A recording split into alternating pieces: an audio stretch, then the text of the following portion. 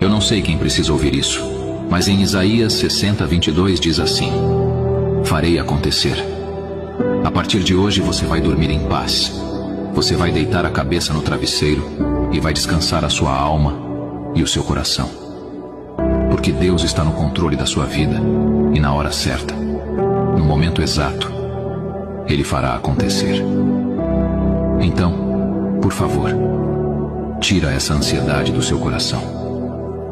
Lança sobre Ele a tua angústia, o teu desespero, os teus medos e confiança, porque tudo já deu certo. Deus vai agir na sua vida. Ele vai entrar naqueles lugares onde você não consegue ir, naqueles problemas que você acha que não tem solução. E muita gente vai ter que engolir, porque quando Deus faz, Ele faz por completo. E não há nada nem ninguém que seja capaz de impedir.